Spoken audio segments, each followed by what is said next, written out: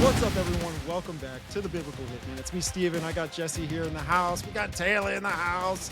Joining us tonight is Travis Carpenter. He's an interesting person who's in the realm of Bigfoot. And matter of fact, he was even born into it, let's just say. But it's an awesome opportunity to have him on the show, folks. If you like this episode and you want to support the show, make sure you hit that subscribe button, like the show, share it with your friends. You can also support us on audio platforms as well. You can support us on Spotify, Spreaker, and Apple Podcasts. But with all that out the way, Travis, what's up, brother? Welcome. Hey, guys. Thank you so much for inviting me on this. This is the first time I've been with you guys, and I'm, I told you when I hopped on, absolutely blown away. You guys look incredible. I got to get up with your setups. This is awesome. This is so cool. So I'm blessed. Go. Yeah. Y'all look good. Y'all look good. I appreciate it, especially with Taylor, all the face tats. Come on, we need that, folks. Come on now, come on. I told Taylor behind the scenes, I'm like, you're gonna have to, you're gonna have to talk me into tattoos, and I think you're the guy to do it. And I'm the guy, bro. Trust me. Oh yeah, and he's the guy to actually tattoo you if you want to, because he's a little snake and poke out here. You know what I'm saying? Actually. Let's go. Yeah, my wife would be like, my wife would be so down for it. So not counting it out. You'll end up like me. That's funny. That's funny. Stay Travis, far away. $300 for counseling. $300 for a tattoo. For a tattoo, you feel me? Right on. Travis, real quick, man, for the audience who's maybe unfamiliar with you, if you could just shout out all of your content platforms and where they can find you. Absolutely. So a little bit different. You can find me at the Scott Carpenter YouTube channel or the Sasquatch Awareness Project. So you can Google those two things and you can find me. You can also find me at the T-Carp channel, which is kind of outdoorsy bushcraft. I talk a little bit about politics, just kind of my random thoughts. But the main one is that Scott Carpenter YouTube channel. You can also find me at T-Carp on Facebook, Twitter, Instagram. If you just Google T-Carp, T-C-A-R-P, you can find me. And DM me, send me mail or emails. I'll do my very best to get back to you. I'll try to give you as much time as I possibly have. So that's where to find me. And for those who don't know who Travis Carpenter is, I'm the son of Scott Carpenter. And if you don't know who that is, Scott Carpenter, in my opinion, I am very biased. Scott Carpenter was in my opinion, like a legendary Bigfoot hunter in the fact of dad. But the cool thing is I got to call him my dad. He went out years and years ago. I'll tell the whole story in a little bit, but basically went out, did the Bigfoot stuff, was on several shows, contributed to a peer-reviewed DNA study that proved that Bigfoot exists, and passed away in August of 2023. I have done my best to keep his legacy going at the behest of not wanting to. It is something that I didn't want to get into Bigfoot. I didn't care about it. It was just a cool way for me to hang out with Dad. And God said, no longer, you're not sitting on the sidelines anymore, kiddo. You're in there, bud. And that's where I'm at today, being July of 2025, is I can't sit on the sidelines anymore with this. Right on, right. It's funny. I kind of was born into a similar concept. My dad played professional baseball. Therefore, he threw me the cleats, and he was like, "Hey, it's your time to follow in my footsteps, man." It's really crazy being born into the concept of Bigfoot, and especially having Christian values and Christian lens over this concept, right? So, it's crazy, man. It's crazy. Bigfoot, all of it. It really is, because when you talk about Bigfoot, people automatically go to the bipedal ape, this big hairy guy walking through the woods. It's just a lost species. But when you get really right down to it and you look at the biblical aspect and the non-evolutionary aspect of it, you start finding out that the Bible does talk about things like Nephilim, like you guys talked about with my buddy Joel Thomas. God, that guy's so great. Love that guy. and you start talking about the Nephilim and what happened, and then when you get into what happened with the Melba Ketchum DNA study, and that it proved that Bigfoot was a Nephilim, which is really wild. We can really get into this if you guys haven't heard that. Well, I think the audience is like, let's get into it right now. Let's get into it. So what was the project? What was the project called? So the project that was the Sasquatch DNA study. So the actual name, and your audience can go ahead and look this up because we're going to get in the weeds. We're going to get science, okay? The definition of the study, or the official name of it, is called the Novel North American Hominins Next Generation Sequencing of 3 Whole Genomes and Associated Studies. So that is the official name of it. It was published in JAMAS. Okay. So you can go ahead and look that up. For the folks, we just call it the Sasquatch Genome Project, or the Sasquatch DNA study. What this DNA study did is it compiled samples from all across the country, in many different ways, and we'll talk about that here. But in a nutshell, it found out that the mitochondrial DNA, which, if we go back to 6th grade science, do we remember what a mitochondria is? The outside of the cell. That cellular or mitochondrial DNA is human. You get that from the mother.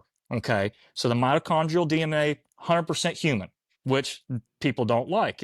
They automatically said, hey, this is contaminated, because we know what a human hair looks like, and that's not what this is, so it must be contaminated. Well, when you look closer into the nuclear DNA, which is harder to get to, it's in the nucleus of the cell. It comes from the father, by the way. That, they had 3 whole genomes worth of that. That was run in a system called GenBank. GenBank is this big, basically database of all the genes. When it was run through there, it came back unknown. So you officially have a human hybrid of something. Well, the problem with the father's DNA, and we'll get in the weeds there. The problem was that DNA shouldn't have existed. Single strand, double strand DNA, didn't have any precursors that should have been developed. It should not have developed as a fetus, but now you have this, you have DNA of it. You know it survived. It shouldn't exist, and you have this, and you have 3 whole genomes worth of it.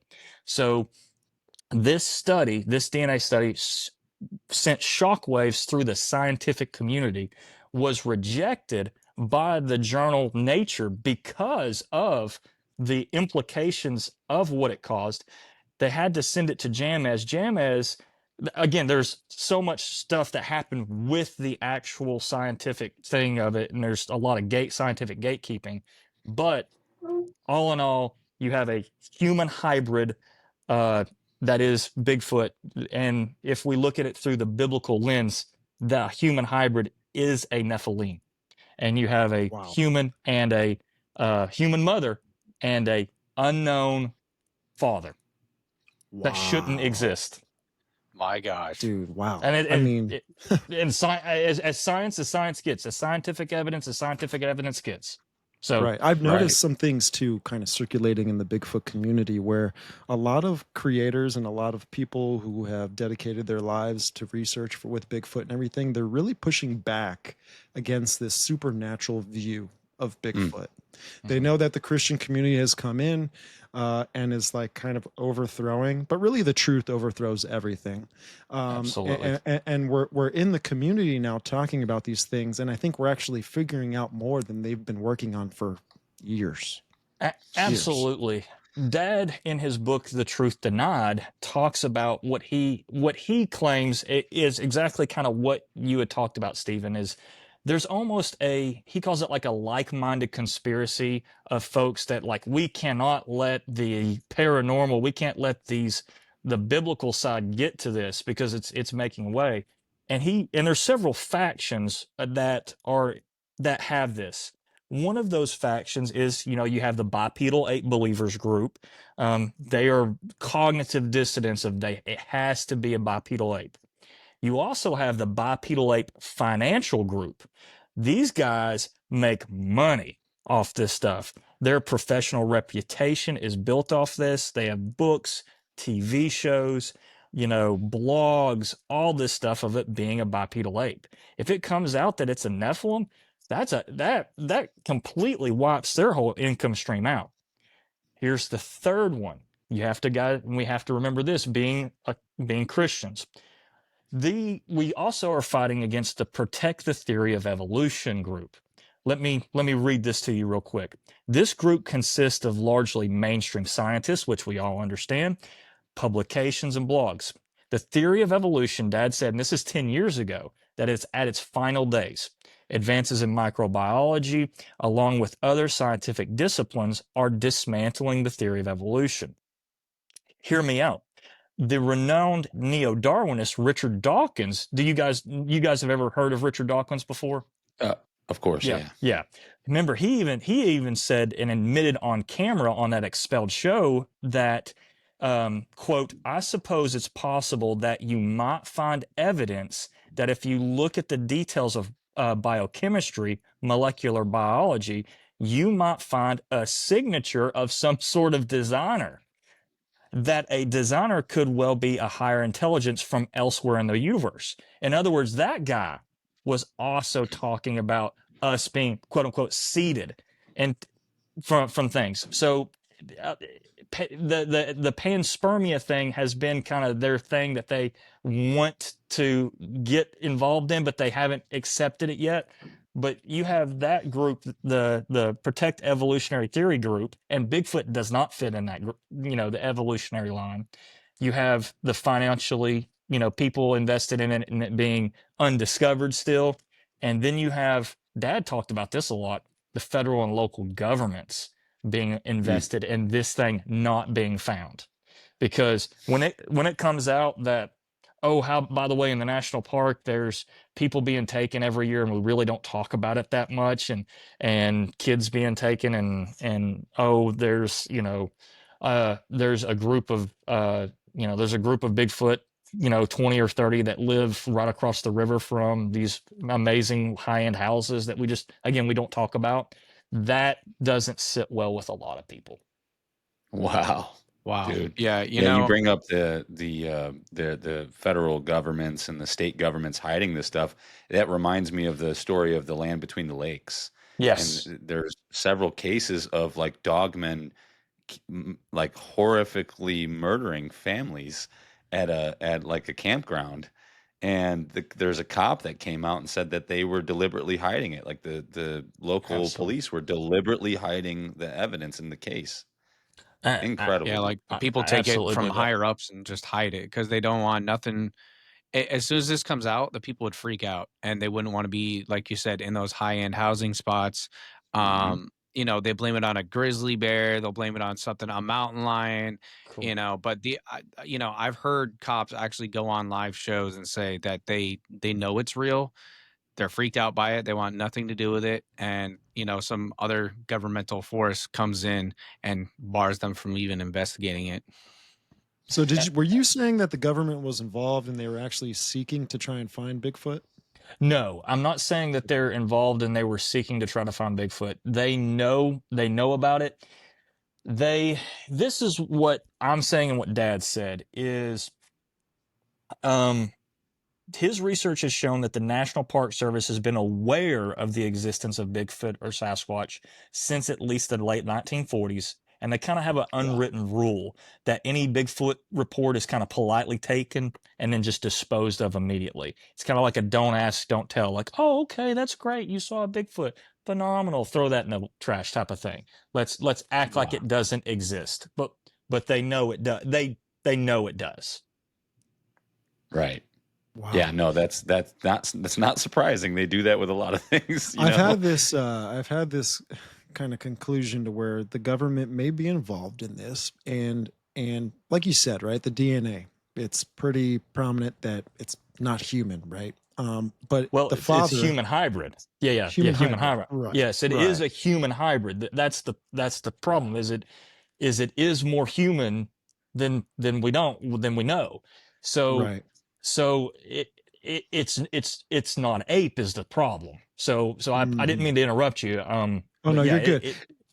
go ahead. I was thinking where is the government involved to where they're doing fallen angel incursions, either deep underground, because we always have this question of how are they still here? How have they not died over time? Right. Or is the government involved in underground projects where they're dealing with fallen angels? They have this hybrid program and they're experimenting with things. Because I look at the movie Cabin in the Woods, where Yes. it was a government project, Right. um, held underground, but they were releasing these phenomenons onto people in a ritualistic practice. Remember that, because they were trying to complete a ritual in order to uh, keep pretty much the ultimate cryptid controlled and Some straight up Stranger Things. satisfied, right? And that's, Yeah, we can see that exactly. related a lot with why people do rituals to demonic entities, why people do rituals just to any entities, right? I find that all kind of interesting. It's just a thought, a theory over the information I've been given. Absolutely, Stephen. I do think the government obviously knows. I think that they are involved when it comes to aliens, Bigfoot, all that. And I think that's all what happens is it's all in the same realm. A lot of folks will try to, like a good example is Les Stroud tried to come at this as a Bigfoot is Gigantopithecus. He is a lost egg, blah, blah, blah. And when he went and hung out with Dad, you can go on his channel. He released a video Thanksgiving. He released a live Thanksgiving of this year, sorry, last year, and talked about and admitted freely to being what's known as mind spoke to. So even he had a paranormal event happen at Dad's location. So there's no getting around that. There's so much going on with this. So if you look at it through the Christian lens of, okay, you've got Bigfoot, you've got aliens, all this. I believe they're fallen angel Nephilim, and so did Dad, and so that's where the DNA evidence pointed to.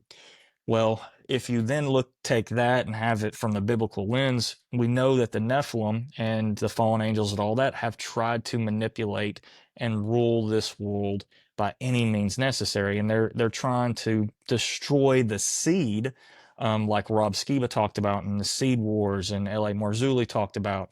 They're trying to fight and argue and destroy the seed of humanity, and that's why I believe God flooded the world with, and I believe Noah was not just a good guy, he was 100% human, and that's why. And I actually have a theory, and Dad has a theory, that how the Nephilim continued to populate was Noah and his three sons were full-blooded human. They had their good old-fashioned pure human XX, but didn't say their wives were. So if you have the half XX, XY, then you could effectively still get Nephilim DNA from that. And that's why, one of the reasons why, um, I think it was Canaan that was cursed, or Ham that was cursed when he saw Noah's nakedness. It was not Mm, the son that was cursed, it was the grandson that was cursed. So Right, mm. right. so that is one of Dad's theories, and again, who knows of how they continued after the flood, with that. I also heard a theory too that the Marine Kingdom, like there was some Nephilim, underneath the water that could breathe Right, underwater, with the like the sirens and stuff mermaids and like stuff that. like that. Right, right. And Yeah, that's how they were able to still go on and, have their Atlantis and all that. And Right. Well, to yeah. capitalize on that too, I mean, in Jude, it talks about, the fallen angel incursion, antediluvian period, and then it says, in like manner was Sodom and Gomorrah. And when it's talking about Sodom and Gomorrah, it says that, there was fornication going on, but there was fornication with strange flesh. So I don't Correct. think it was only angels. I That think they part. were also trying to hybrid with animals which adapt to their environment, right? Absolutely. And we see in science today that the hybridization and the chimeras and all that stuff, especially with our government, with the Chinese government, that is a thing. That is a major thing that people talk about. Chuck Missler, did a great stuff on transhumanism. And for folks that don't understand this or think that this is just absolutely wild, transhumanism, they have been trying to mix the human genome, the human species with other things and try to get this X-Men type of thing, this super powered human being for a long, long time. This is not new. Could the Bigfoot be an avatar? Could it be a genetically modified thing that the Nephilim have created? Who knows? But we do know that it is a manipulated creature. We do know that it Mm, is a humanized, a human hybrid manipulation of some sort, right, genetically. That's what right. that's what that's what the DNA says. And science as a whole doesn't know what to do with that, so we're going to ignore that. Right. And I think they're working on creating vessels, right? It's kind of like what you said with an avatar.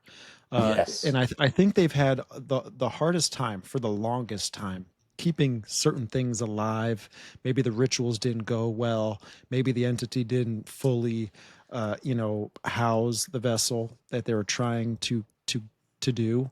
But it makes me think that I don't think life can be created without God giving it life, a spirit, right? Or a Okay. consciousness to work this vessel that we're in. And that's where I kind of I allude to the fact that I think we're dealing with possibly Nephilim demonic entities that that seek flesh, right? They they crave flesh. They love flesh for some reason, right? So when we look biblically into that, and for those that are Christian or like, I don't know if I believe in this demon stuff, is like, let's look at what happened with Jesus casting the amazing amount of demons. What is it called? I think it was so many that they called themselves Legion out of Legion. this. Yeah. Right. Yeah, out of this man that was in the graveyard. So Jesus walks up to this man. No one had been able to tame him because these demons gave him superhuman strength, all that stuff. The demons the demons start talking to Jesus. Says, have you come to torment us, or have you come to torment us before our time? Which is also a weird little thing to say. And then they ask to be sent out of the man into the pigs. So they want locality in this world. They can't go to heaven or hell yet. So that's a weird thing too. They can either go to heaven or hell. They want locality in this world, so they ask to go to the pigs, and Jesus grants it. Is the weird thing. He says okay and does it. But then the pigs resist and they go kill themselves, which is a wild thing. But we know that, like you said, that these entities, these demons and fallen angels, these disembodied spirits of the Nephilim is how the book of Enoch explains that these things are. They beg for, like you said, flesh. They beg for locality. And are the Bigfoot a body for them to have locality? I don't know. Right. I'm throwing that out into the arena as well. Right, right. It's so funny too that these evil spirits, whatever it is that holds a certain level of consciousness, it's an entity, it's a living thing, we just can't see it. I think that they rest in these dry places. And I think that even in the Bible it talks about that. When they're casted out, they go into these dry places, right? If you could only imagine thirst, right? It's uncomfortable. It's almost like the feeling of hunger. It's like you don't like to be here. So I think that also kind of provides some context to why they do like to inherit flesh. And another thing too, dude, shout out to Jesus. Uh, How much grace did Amen. God show right there? He's like, okay, Absolutely.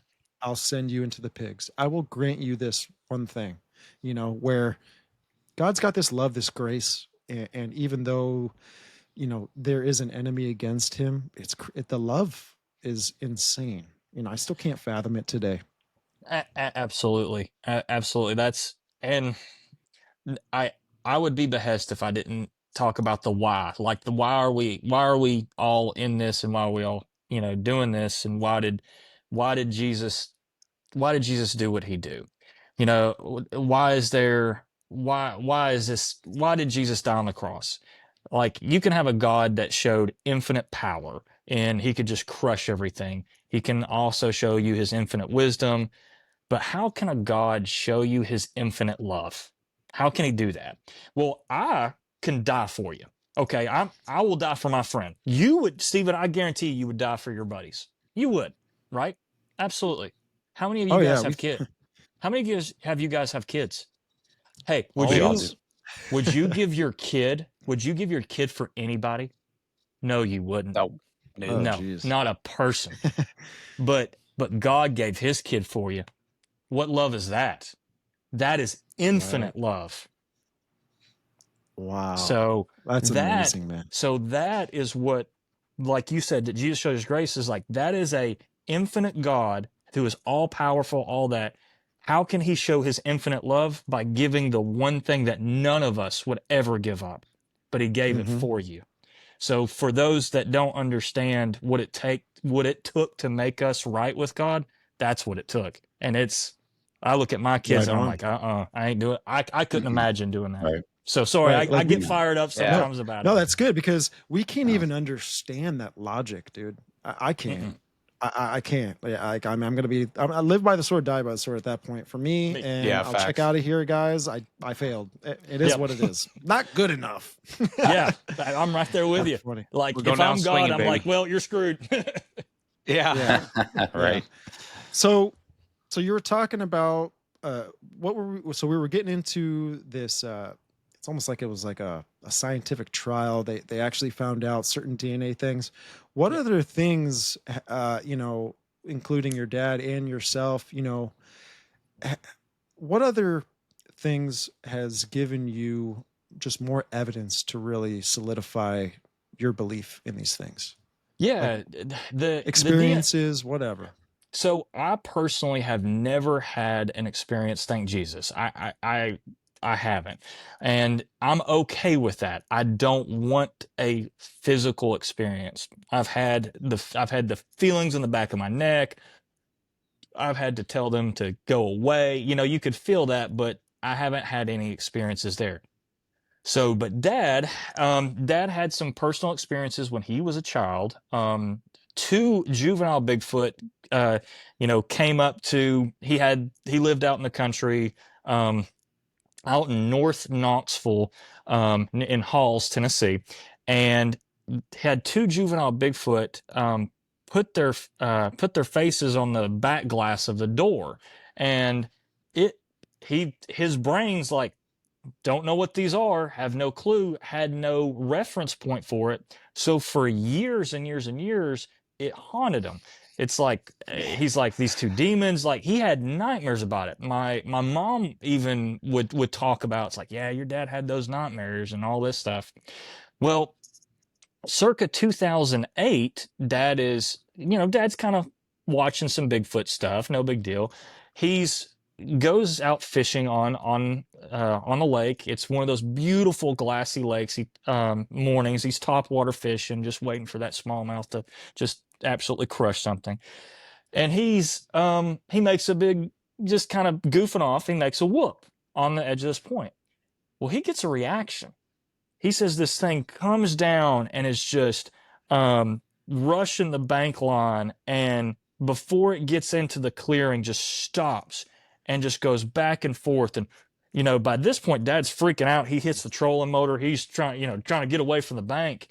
And this thing, when it realizes it's just dad, it kind of goes like this frustrated sigh, and then bipedally walks up the bank. And dad's like, I gotta go in there and figure that out. And it became an obsession for him for a little bit. and he had fully admits that. And he got into gifting them and had gifts and communication with rocks and stuff like that.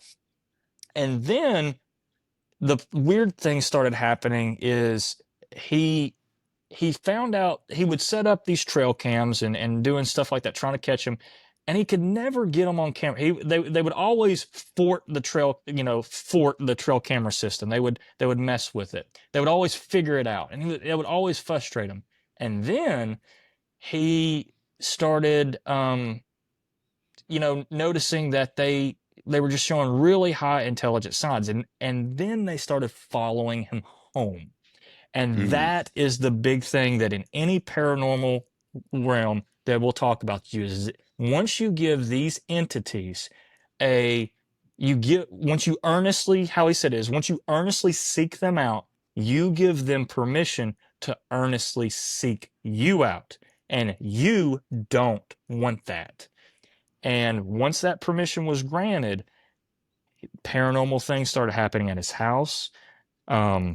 He mentioned water and footprints and poltergeistish things and things that you would see, like the really dark, weird shadows in the corners and the extremely dark, overbearing figures in the corners, like waking up and it being over him.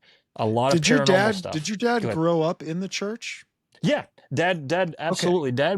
Dad grew up Southern Baptist, was a deacon, all that stuff. So we were, but we really never talked about this Nephilim stuff. The problem is in the church, Genesis 6 is talked about as, the sons of Seth and all that. It's not actually admitted as the fallen angels came down and mated with women. So we had no reference point or clue for this. But that's what happened with Dad. And he finally, at that point, he figured it out and he prayed them away. And then he kind of had this buffer zone, but they were always still within you still had a hedge of protection, but it was still a buffer zone where they'd still mess. Once you give them permission, there's a connection there, if that makes sense. Right. And it's funny. And I know that sounds crazy to people, but it's not that crazy, because a lot of things when it comes to this disembodied world that we live amongst, a lot of it comes down to consent, but it's an implied consent. Like when I'm at work, I have to deal with consent, right? Like I'm a paramedic, fireman. We deal with, touching people every third day, Absolutely. right? So when someone reaches out their arm to me as I'm setting up IV supplies, to my right, that's implied consent, to where, okay, I don't need to ask them. They know what I'm getting ready to do. Are you ready? Right? Can I put this little blue band on you? Yeah. Yeah, Okay, exactly. When you go out there and you're earnestly seeking them out and you're talking, you're trying to communicate with them and you're setting up rocks and you're setting up gifting stations. Dad's not understanding at this level when he's first starting. He's paying homage to them. He's doing all these things, and he fully admits that, do not do this. Like, I didn't realize what I was doing. Do not do this. There is nothing to gain by doing this. That's talked about in his last book before he passed. Wow. Yeah. That's, I think it has a spiritual connotation. Like Sasquatch is, I believe, spiritual, physical, and in between. I think it's a conundrum of things. I don't think it's just one physical thing. I think, the people that think it's just one thing, no, I think they're wrong. I think we're all right about it because he's like a dimensional being. Like, what are your thoughts on that? Do you think the same, or is Absolutely. it just one specific? It is I believe it's a multi-dimensional creature. Dad had actually caught on his back trail cam a portal. L.A. Marzulli talks about that. You can look that up. David Pilates hopefully will be dropping a awesome documentary about portals. We'll cross our fingers with that. But before Dad passed, David Pilates actually came out to locations, and we talked about Dad with portals, and that's all. I have all the behind the scene footage that I cannot show anybody, but it's a lot Keep of it on fun. the USB, man. Keep it on the USB. Oh, it is on. Wow. It is. It They'll is. try to It is. fake it. Yeah. That's yeah. awesome. But to be honest with you, yes, there are a multi-dimensional, I do believe a multi-dimensional, multifaceted creature. Absolutely. Because Dad would talk about, Dad has one, and I'm going to try to drop it like materializing and dematerializing. And again, people are really like, oh, you really can't see anything there. And I get it. You're not going to see this perfect, shot, but you do see this, these, what people will call blob squatches or whatnot. And it's like, Yeah. well, here's the problem: is you're walking through the woods with a 4K camera, or 1080p at the time. Yeah. A leaf behind a leaf absolutely just starts blending in. If you get anything that looks like anything, you're actually doing great. So it's wild. And again, I know I'm going off on rabbit trails here, so my ADD is going crazy. You're not going to ever see anything better, in my opinion, than the Patterson-Gimlin film, ever. You're never going to find anything better than that. That film is, in my opinion, genuine of a female Sasquatch under some sort of duress. It is not acting Wow. normal. So for the audience that's not familiar with that, so just tell us a little bit about the film. The Patterson-Gimlin film is the famous film that everyone has seen, where the Bigfoot is walking across this sandy bar. It looks back and then walks forward. It was captured, I believe, on 35 millimeter camera, by in the, I think, or 60s, I believe, by Patterson and Gimlin, by these two guys. Gotcha. The story goes is, they were walking in the woods, they saw it and they captured it. Okay. It has tried to be debunked. It has been revisited and looked, and it's like, you can't debunk this. A normal human can't do this.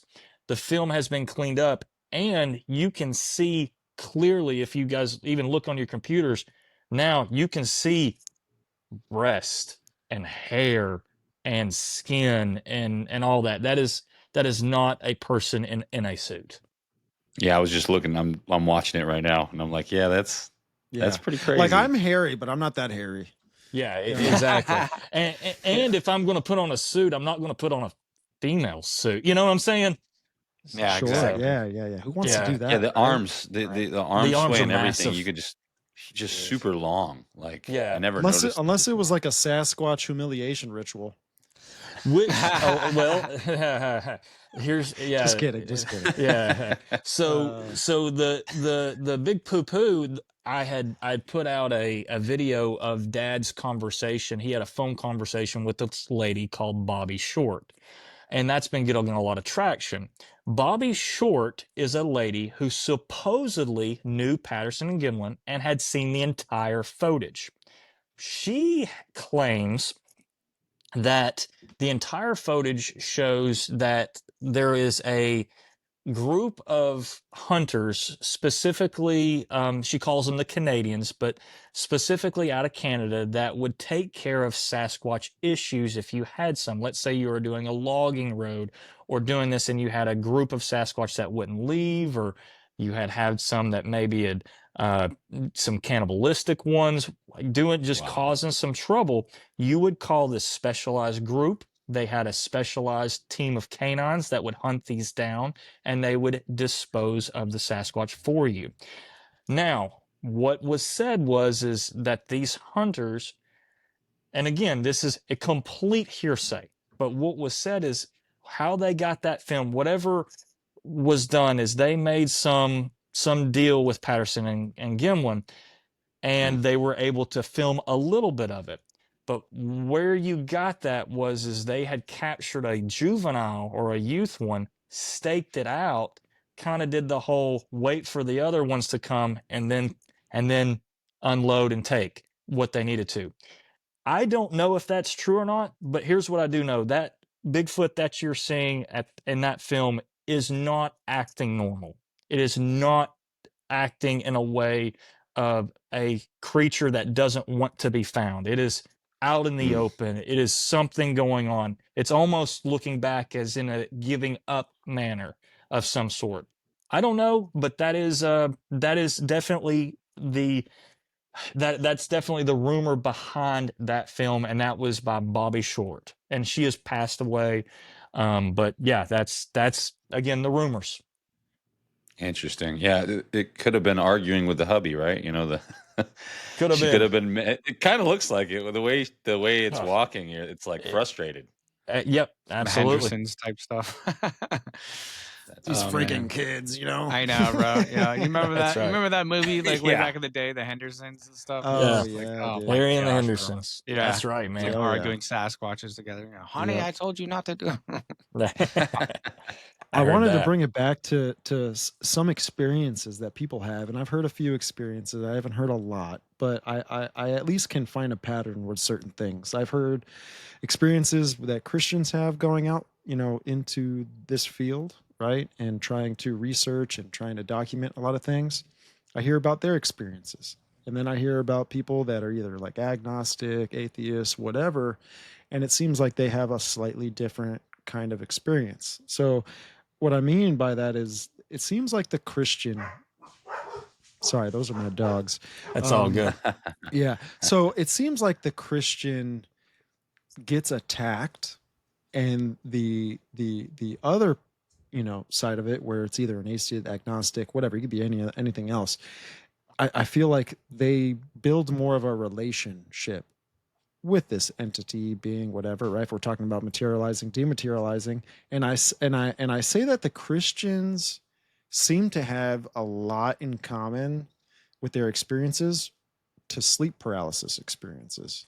Not the fact that you can't move, but the fact that something dark and sinister is watching you, right? That is what Dad explained. Is like it was that dark and sinister thing just watching him. Yeah, yeah. He said he didn't have the paralysis, but that watching. That's a good way to put it. Yeah. That's the I think the agnostic or the folks that don't have that relationship with Christ, there's still a way for that entity to enter in a way of manipulation. So they're going to, in my opinion, they're going to try to find a way to get them, like you said, to befriend them or whatnot. And there's so many poor people out there that want to be that. They want to be chosen by the Bigfoot. They want to be, they want to be special in some sort of way. And these entities will play on that, and they will say things like, we're your spirit brothers, or we're the keepers of the forest, or we'll do this or that. It's And the it's same all thing, huh? different thing. Yes. And they'll do this thing, and it's all manipulation and all lies, because even one of the greatest of all people to channel entities, Aleister Crowley, Hmm. admitted that Lamb was lying to him the whole time. Oh wow. Yes, Lamb was lying to him the whole time, and he was like, "I am under manipulation here," and he even Wow. admitted that. So, like you cannot trust these beings at all. You cannot. They are. It's almost That's as if they're yeah. demonic. Oh, it's They almost lie. It's right. almost as if they lie. Yeah, Right. And I think that's what they get with people when they when talking about the experiences, right? Like you said, the Bigfoot gives gifts, right? In a way, right? exactly. And there is a story that I've heard through Justin Doc Brown, Prometheus Lens podcast. Go check him out. But he talks about the Eliud and this one lady that was on Bo Kennedy's show that had this experience where, she built a relationship with this Bigfoot thing. Never saw it, but they would give each Right, other because it's always on gifts. their terms. There's got to be this weird thing of they can't show themselves, but they sort of can. It's always on our terms. It's weird. Sorry, I didn't mean to interrupt you. No, you're good. You're good. And it's like, if I'm I gotta say, if I'm a hitman, right? Biblical hitman, yeah. Like, subscribe, share, everything. Listen, if I'm a hitman and I want to get into someone's house, I'm not going to go at night. I'm not going to go during the day. right? My actions are not ethical or good in any way. So what I'm going to do is I'm going to act like a neighbor that just moved Mm. in or whatever, and I'm going to have a nice gift of goodies to come and introduce myself and get familiar. Right off the bat, people don't even think, they just like fall into that illusion. If I Explosive create it, goodies. if I create it, and I would create that, you can create this illusion, right? Right. Yes, and they Good point. absolutely did that with Dad. Even though Dad was a Christian, they did it. One of the biggest things is Dad that happened to Dad is he was walking down the trail, you know, just and if you've been outside in the heat, you've had gnats and bugs just all over you, and he was just Yeah. smacking at it, all that. He goes up the trail and then comes back, and they have stacked rocks on the side of the trail. And underneath the top rock, they left mountain mint for him. Well, if you know anything about mountain mint is a natural bug repellent.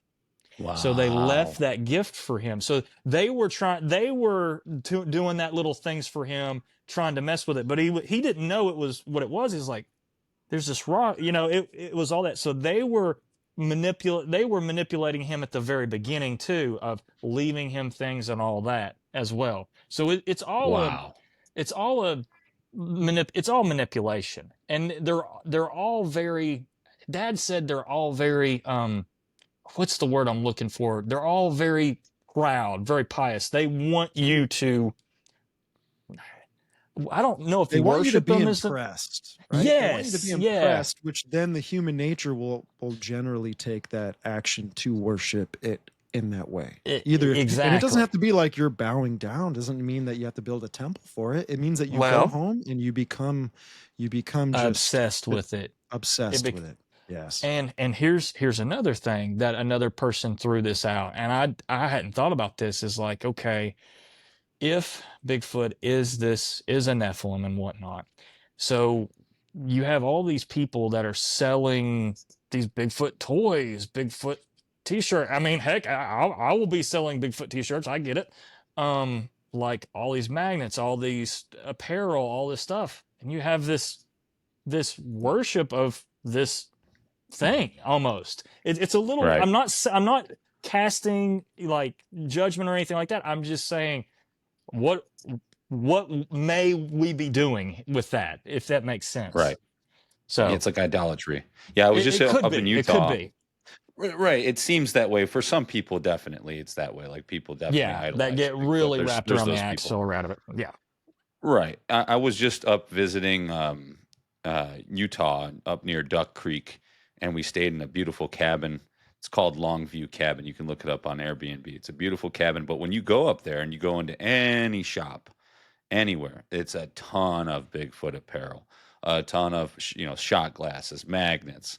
It's everywhere. I mean, it's crazy because I could guarantee you go through the whole state, you're going to find it in every county. It's Absolutely. wild, dude. And Bigfoot is not taboo anymore. Like you people will talk about, oh yeah, I had an Right. experience, this and that. And and this is from 10, 15 years ago when Dad started. Bigfoot was way taboo. Way taboo. Now it's like totally cool. Yeah, saw one the other Yeah. day. No big deal. Like people don't Yeah. people really don't, it's not a big deal anymore.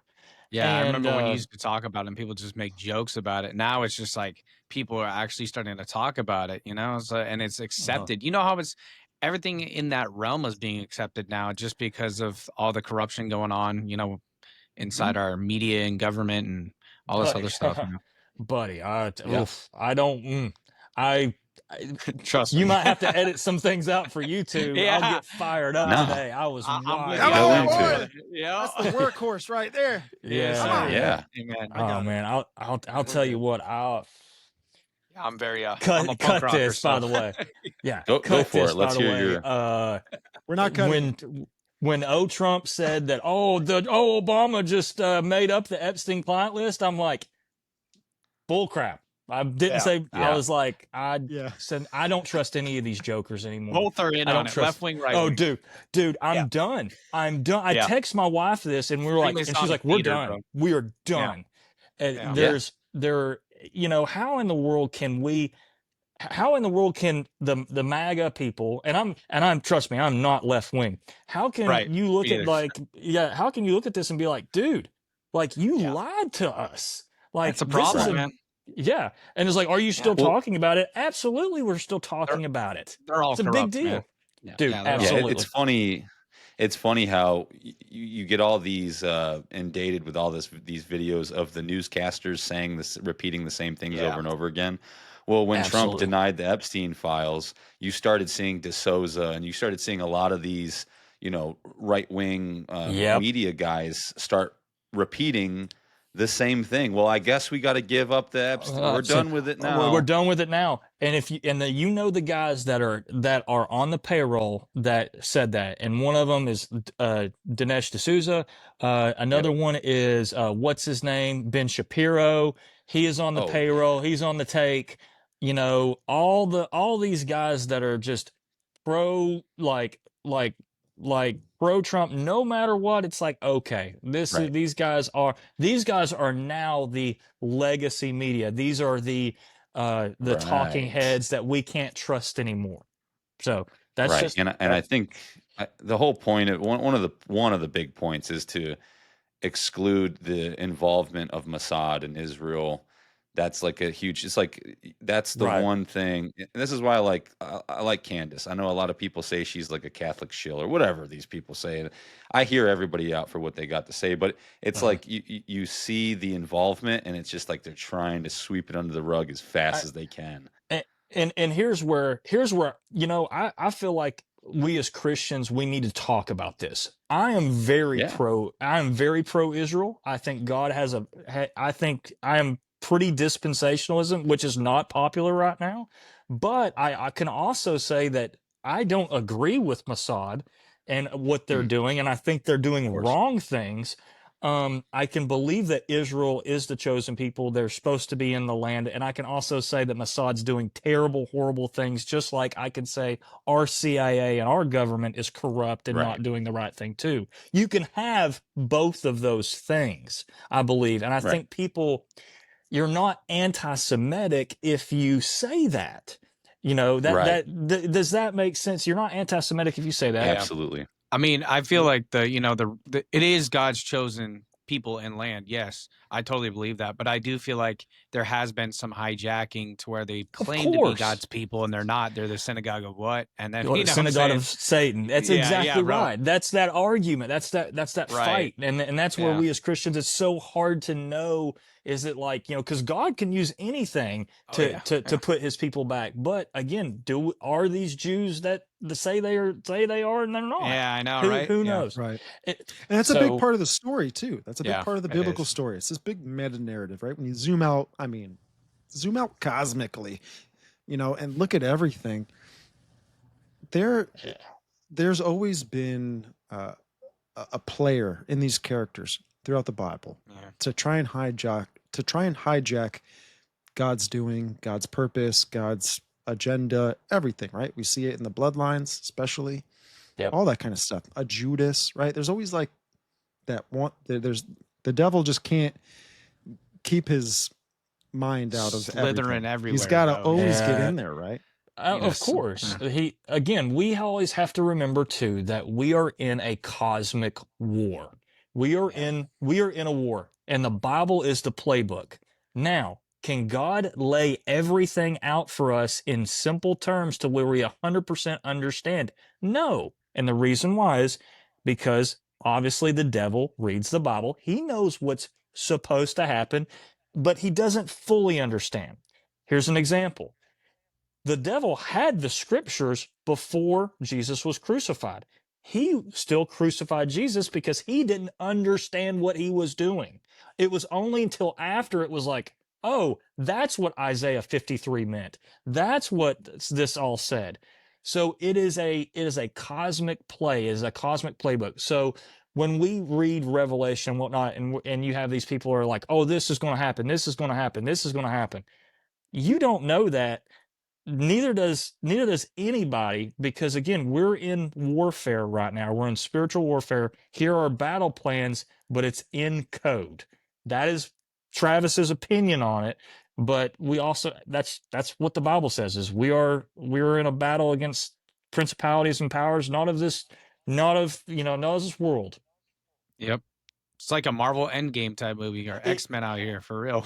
it is. That's why they do it in Hollywood, man. Yeah. That it genuinely is. It is very much we are in a cosmic warfare, and it's the battle for our souls. And why is our souls, like Mel Gibson said on Joe Rogan, why is our soul so important? Well, because we can only be saved by God. These Nephilim and fallen angels can't. Like, they mess up one time in heaven and boop, no more chances for you, buddy. That's All right. right, so And I I'm think gonna they're pissed. I think Yeah, they are. pissed They are. off. They are. I think they're pissed off that because you see this trend, right? You see where the firstborn should get the birthright, right? And this is from Prometheus Lens, right? This is from Doc Brown, Epic of Esau. Go get it. It's on Amazon. Check it out, folks. Great book. But he gets into where there's this meta narrative. The firstborns are always supposed to be receiving the birthright. If you think about it from a really big meta narrative perspective, the angels were technically supposed to have like that birthright, that dominion. Yes.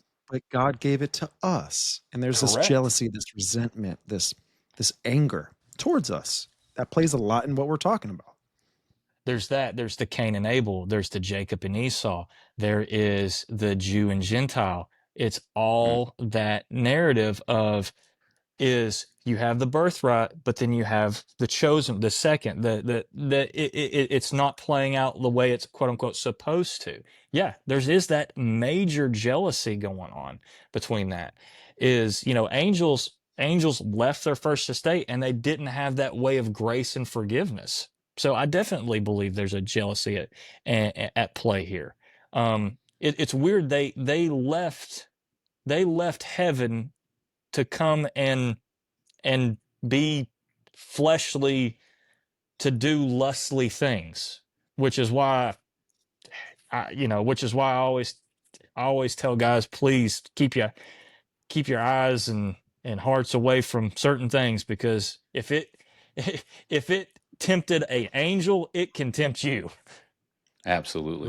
Right. And what if the angels did also have the understanding that one day we would judge them, right? And one day That's the wild thing, man. How Yeah. I still don't understand that. That is wild to me. But I don't It is- understand it is heavenly wild. things. It's like, how much purpose do we really have, right? Because people are, when they don't know God, they don't know the Bible, they don't know Christ, they don't know the story, they don't know the love.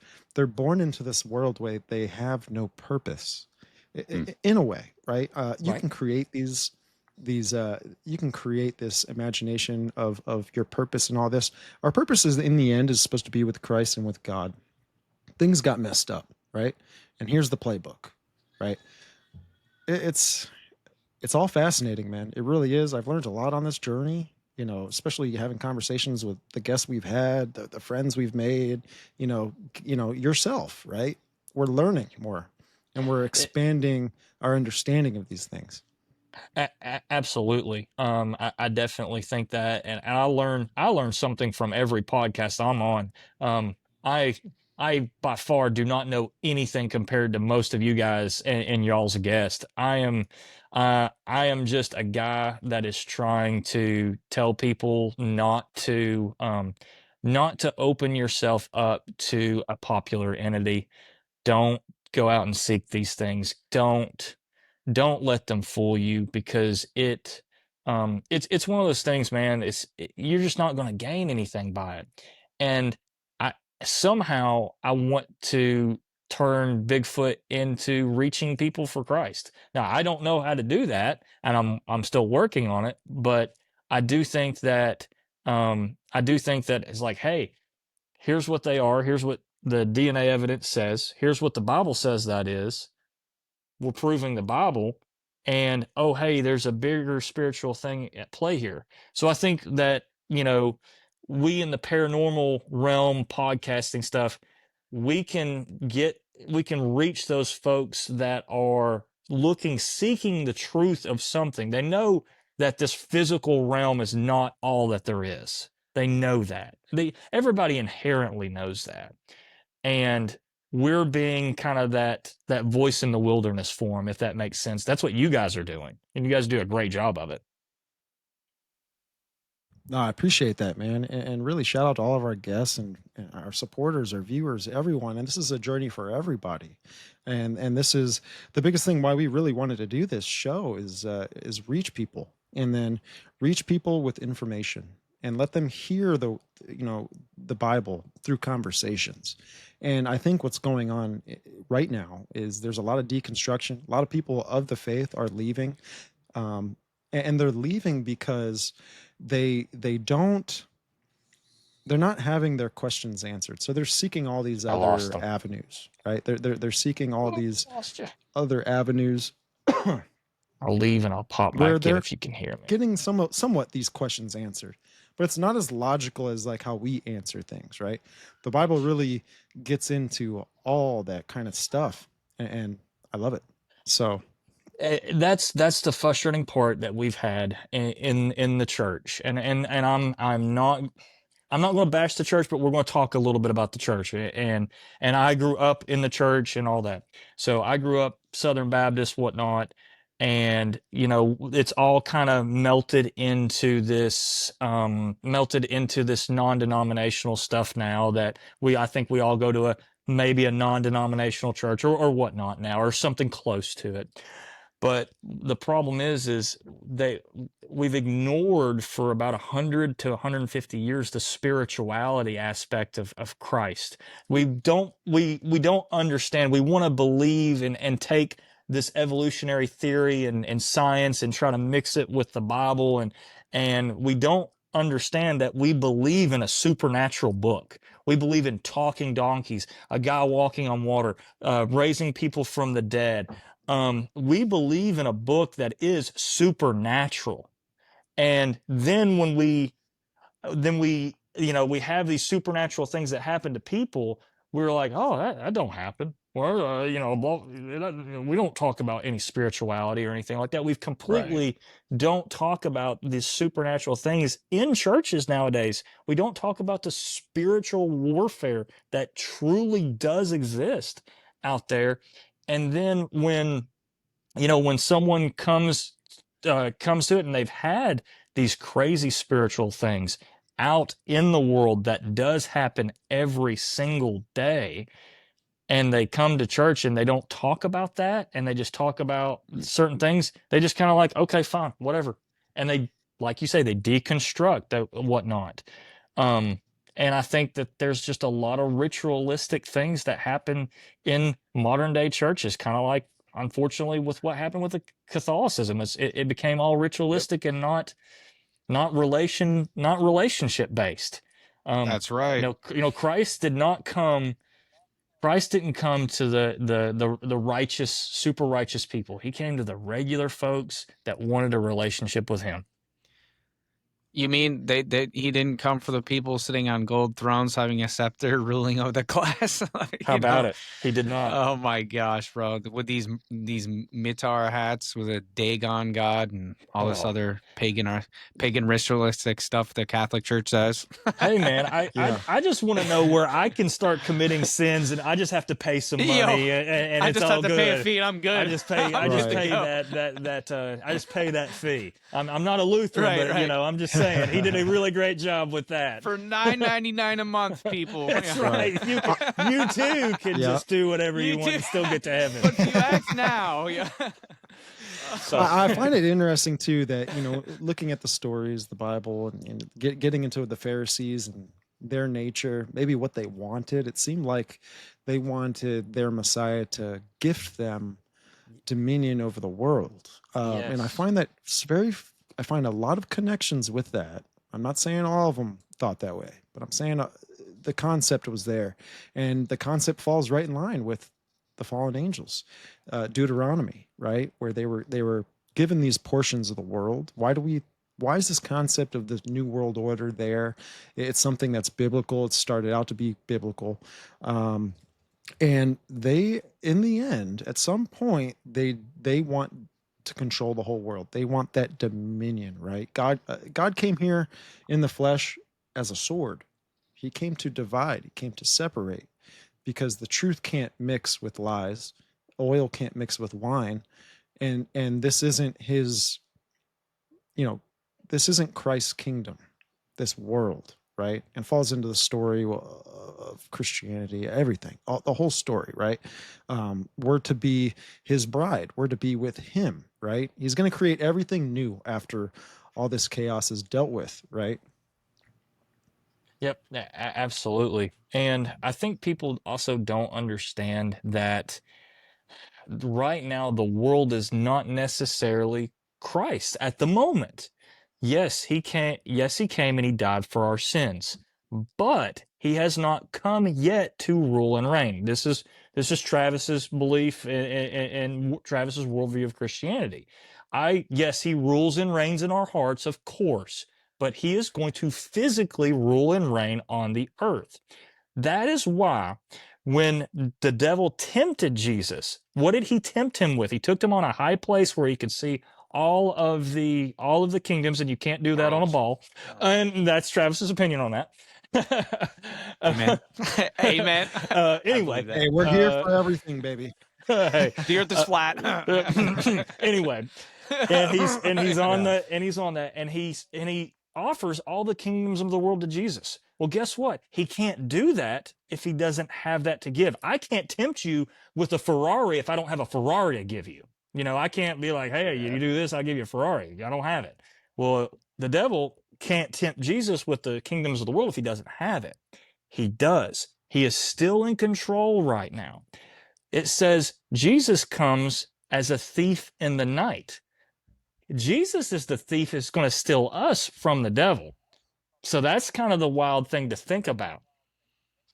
Interesting. Because he temporarily runs the world right now. He has temporary power over it while God allows him to. And then he's just like, all right, you're done. I'm taking my people. Have fun. Here's your messed up little world without God. You want me without God, people? Here you go, you know? All right, so look, let's tie in some. I want to learn more. What are some of the? We'll bring back Bigfoot. Let's bring back Bigfoot in. Let's go back in it. What are some of the things that the character Bigfoot, this thing, what abilities do they have? Yeah. Right. So they are extremely intelligent creatures. They're not dumb by any stretch of the imagination. Some of the abilities that they have depending on, in my opinion, the how much angelic DNA they have mixed in. They have the ability to shapeshift in the way that they can kind of reappear and disappear. They can almost have this kind of predator-like thing. They are the best, even if they don't have that. They are they're like a what am I trying to think of? Like a super soldier on steroids. They're like special operations. That's what the word I'm. They're like a special ops guy on steroids. They can live out in the woods, eat anything, extremely strong. Hear better, see better, anything than you. They're much bigger and stronger and faster than you are. Go ahead, Jesse. You were going to say something. Oh yeah, go ahead, Jesse. Say something. Oh, I wasn't. I think. Oh, sorry. I don't know. Jesse just has his I had a mouth question. open all the time. Yeah, he's like, but I think. Just kidding. Do you think that they use Sasquatch as like a part of one of their like missions and stuff? Because I have heard that the government does use cryptids. Like they let them out at night, they microchip them, let them hunt, then go back in and kind of get away from I don't have any personal anecdotes of that. But you ever heard anything about that? Okay. I have heard, but I don't know per se, but I will say that I'm extremely close to. Have you ever heard of the Manhattan Project? Yes. Yes. Mm-hmm. I'm extremely close to Oak Ridge, which is where the Manhattan Project is, which is where they're dismantling only nuclear weapons. And building an extra CERN. But we're not going to talk about that. Mini hadron colliders all over. Yeah. Yes. Yeah. So I'm not saying that I'm not. It's Stranger how do I, Things. I'm not. Yes, I'm not saying that Stranger But it Things is. I'm not saying that Stranger Things is like Oak Ridge, but it is. Yeah. Yeah. Right. This is for entertainment purposes only. There you go. There you go. Pulled the TikTok. Yeah. But seriously, I can't tell you. I don't have any personal things, but I don't doubt it, man. But Yeah. to get back to what Bigfoot's abilities are, is they have that. They have a language. They have culture. They have all these things, and they have unwritten rules to where they won't talk to us. They won't physically talk to you. They'll do this whole mind speak thing. They'll do little things, but there's just some wild things that happen. There's things called they have this ability called mind speak, and what it is it's almost like they will talk to you in a different voice or in your voice in your mind, and you can audibly hear them, but they're not around. Some say that they're funneling their vocals to you. Others say that it is a paranormal thing where they're talking to you physically in your head. I don't know, but mind speak is a big deal that is reported from a lot of people. Have you guys heard of that before? Yeah. Yeah, we All the had on time. Harley Owens. You familiar, Harley Owens? Yeah, Harley. Yeah. He's been in contact with me. I've met him. I met him once at the Smoky Mountain Bigfoot conference. Yep. Nice. Yeah, he talked to us a little bit about that mind speak. It's something that's crazy, man. I mean, the fact that there's something that can jump into your mind and communicate with you, we don't understand that. Like, Exactly. They're Les Stroud admitted to being mind spoken to, and the thing is, it took Right. him 3 years to fully admit it. He went on and got psychological help to make sure that he wasn't crazy before he even admitted to this happening. And Wow. Stephen, did you what's guys the hear about that? experience he had? Okay, So so tell he us about came, that. yeah. So he came down with his Survivor Man finding Bigfoot or Survivor Man thing to talk to Dad to East Tennessee, and went to this area that I've buried Dad in now. It's called Baker's Creek. It's off of Tellico Lake, and he went out to the area, and Survivor Man's going to spend the night in the woods. Okay, no problem, no big deal. So he goes out and is spending the night in this area, and he, on camera, you can see him say, "Oh, I just got that funny feeling. Oh, that went away." In an interview, he admits to what happened during that funny feeling is, in his mind, they said, "Hey, if you want to see us, we're right over the hill. If you want to come see us, we're right there." And he audibly said in his mind, "I am not ready. I am not prepared." We're talking Les Stroud, Survivor Man himself, Mr. Science, Mr. It's Gigantopithecus, had a Right. paranormal experience on camera in East Tennessee. Wow. And Jeez. here's the thing. You're on Discovery. You got a TV show to do. You can't say that. You can't say they're talking to me in my mind. So he goes on, does the show, comes back and says it on interview. But Stephen, or somebody, you can look it up. You can Google, and on YouTube, you can find the clip where he says, "I was mind spoke to." And if you want to play it, you can play it. But look for that and find it and get where he admits to being mind spoken to when he goes out and talks to Dad. It's the Wow. wildest thing to hear this guy, who is, again, Mr. Science, Mr. No woo woo, no paranormal, admit to this. Right. Well, That's what a incredible. crap moment Yeah. for him. Right? That's the thing is, and he talked to Dad. It's like, he's, Les Stroud's a Christian, but it's like, he wasn't prepared for that. And that's the wild part. Is like, you're prepared for it to be an ape. Everybody's mentally prepared for that. We're not prepared for it to have angelic paranormal abilities. Not prepared Right. for that. I think one thing too that plays into the telekinesis, this mind speak, I see a lot of patterns. There's patterns with the Greys, there's patterns with the Palladians, there's patterns where people are channeling certain things, and that is just how they lock in to the entity in their DMT trip or whatever it is. They connect to them consciously. And I feel like that is a tell for what's coming in the future of transhumanism.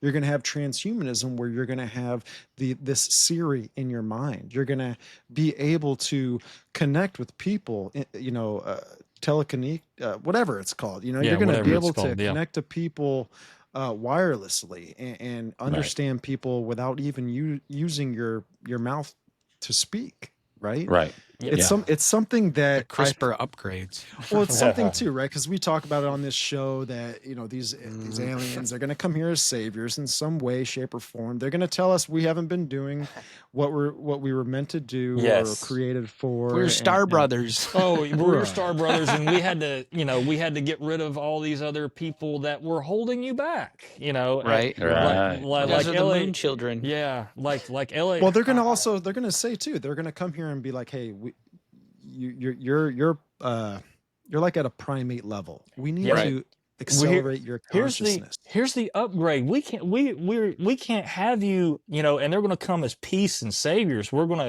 have world peace. We're going to take these folks away. Oh, by the way, here's the cure for cancer. Here's this Yep. upgrade to your DNA. Medical advancements. Yeah. Everyone talks about how could people accept the mark of the beast? If they gave you something right now that you never age, you would never get cancer, you'd never get any of these diseases. People would line up tomorrow to get it. Oh yeah. Because they fully would. They fully would. Yeah. They wouldn't even think about the circumstances of their actions. Like they won't even think about what is the effect of this. They won't. And I think they will not, because in the Bible, when it talks about Revelation, talks about those that have the mark of the beast, it talks about that they seek death, they can't find it. They seem to want to die, but they can't. That and they also uploaded to Skynet, that's why. develop these sores in their bodies. And why do we see in movies with the zombies and all this? It's like they're a dead human but alive. Reanimated. Crazy. Correct. And that is an interesting thing, is what happens if it's a false living forever. What's the word I'm looking for here? Like a false It's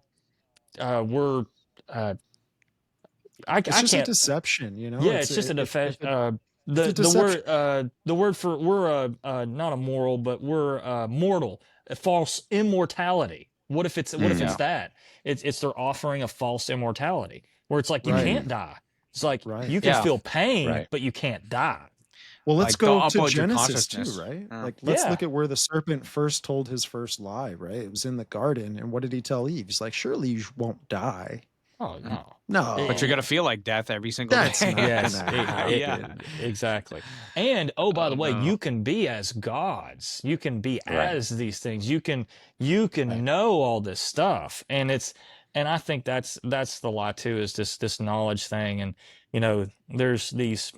I try not to get into politics, but all the guy that is the guy that's really obsessed with the letter X. Notice how his AI just magically got a defense contract, and it's like I feel like I've seen this movie before. He was talking about XAI the other day, and specifically Grok 4, right? Grok 4 is a part of that whole kind of foundation of the AI platform. But he was talking about Grok 4 and that it's basically got every PhD of all of the PhDs. Right. And it's actually smarter than the smartest human right now, right? So there's this artificial intelligence is like on it's on the brink of becoming AGI, right? Artificial general intelligence. And then It's once demons. Once things like start to get, and again, technology increases technology, right? In the end times, yeah. And I think that maybe in our lifetime we're going to see, ASI, right? Artificial super intelligence, right? and this is going to be like smarter than the entire world, right? And if you think of that concept, you think of something that is here on this earth with us, and it's smarter than everyone in the world. At some point, it's going to come in with like its own ethics. It's going to come in with its own morals. It's going to go, This is hey, your new religion now. I know more than everyone. This is how we should do things. And then people are going to give in. And actually, the kings of the earth, I think, are going to give their power unto this thing. Right? Aha, bingo. Right. Exactly. Yeah. What is this beast that it's talking about? We could it be a technological thing? Could it be this? Could it be who knows?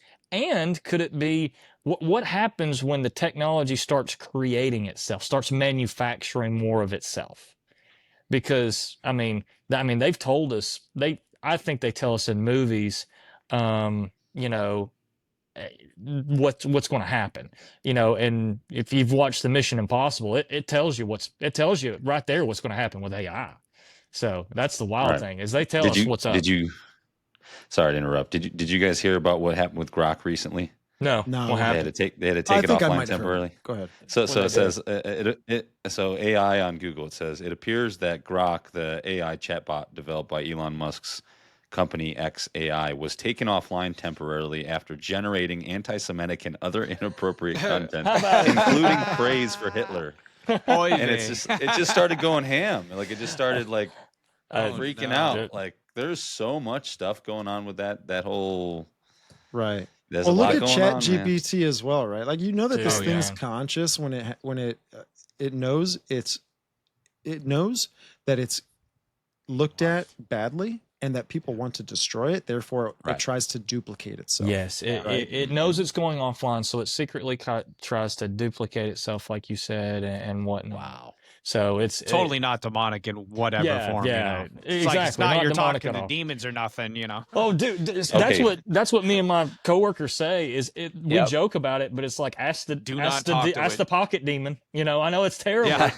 Yeah, no, real. Like, there is a spirit behind it. That's exactly there's Siri, right. but then there's like the AI type of stuff. It's different than Siri. Siri's just an automated, generated thing. But now Chat GPT and stuff like that, I truly believe, and y'all can hate as much as you want. I do not care. It's a demon, and you're talking to a demon. You're on a freaking black scrying mirror talking to a demon, bro. Come on and the thing is too, is now they're openly admitting that they want you to have relationships with it. Even a girlfriend, for crying out loud. Like, that was promoted today on me. It was like, what the crap is this? It's going down real fast, bro. Dude, degeneracy is going down. Like I'm telling you, what's going to happen with these poor guys that can't find a girlfriend, this thing is going to tell them everything they want to ever hear, for God's sake. I mean, it's we think. Tell me I'm handsome. Yeah. We think that I got kids, so I can't say a ton, but we think the P word is bad now. Oh yeah. Yeah, I know, right? When AI is telling you everything that you ever want to hear from anyone. Oh yeah. It's I'm telling you, the movies tell you. Movies tell you everything, man. That movie Her with Joaquin Phoenix. Oh yeah. They're gonna get robotic, like dolls doing stuff. Like, No, you're acting up today, honey. I'm gonna go out with Margaret. She's the best robot ever. Like So I wanted to kind of segue a little bit, if I could, and I could ask you a question. So Joe Rogan, you're talking about the TV shows. Joe Rogan had a Bigfoot TV show, and Joe Rogan is also, he takes the scientific stance that it was Gigantopithecus, and it's not alive anymore, and it's all BS, and he always talks about it all the time. So my question to you is, if you could have your best 5 pieces of evidence to sit in front of Joe Rogan and show him, what would those 5 pieces of evidence be to convince him that Bigfoot's real? Absolutely. I would show him the Bigfoot study, the DNA evidence that my dad gathered, not only in the national parks, but the hair samples that he gathered in the national parks, in Loudon and at his house. Would be the DNA, would be what I showed him, what I would show him that would do. That was the first thing, is DNA evidence, and how to gather the DNA evidence, which is not hard. You set up he set up hair traps and whatnot. So there's again, doing that. The second piece is not going to be a ton, but it's going to be anecdotal evidence. You're going to have that. Third, people telling stories and whatnot. You could definitely say that it's just made up, but then at some point you have to give some credence to those anecdotal stories. The third thing is going to be the missing 411. A lot of those.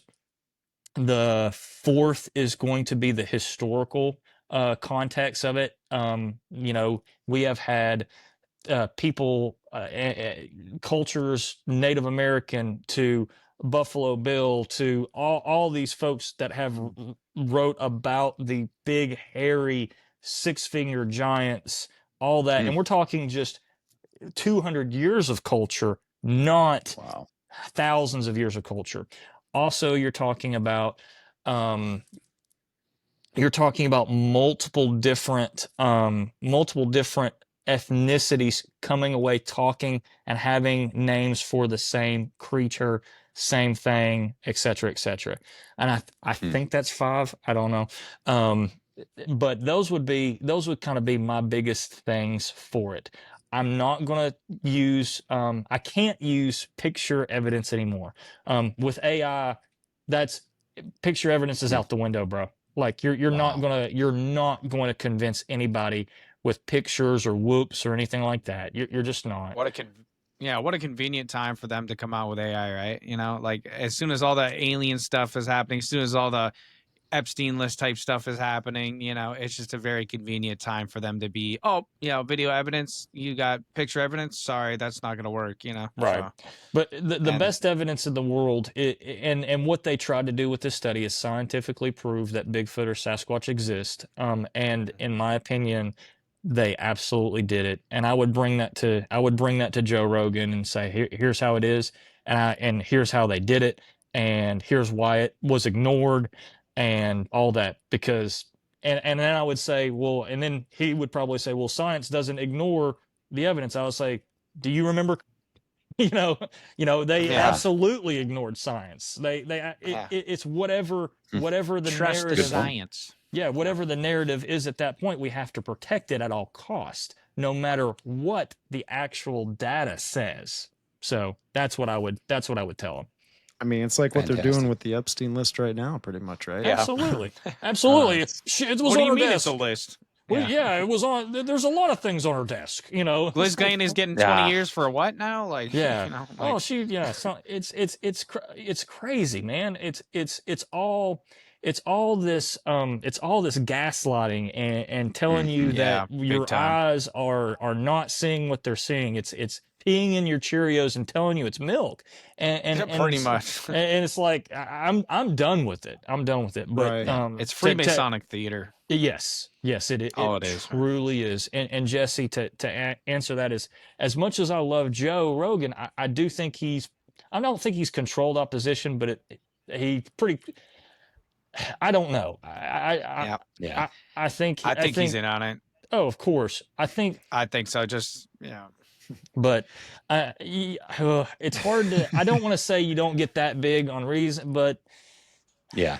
I don't want to be. I can tell you this. Yeah, I'm very positive he's gotten a phone call. I'm positive, and you know what? I mean, he's pictured with like freaking Anton LaVey, like for crying out loud, wearing a pentagram. I mean, that was a long time ago. It was a long time. But regardless, that is very sketchy. Also, one of his most visited, one of his biggest guests that he has on all the time is Matt Baker. He's a CIA guy.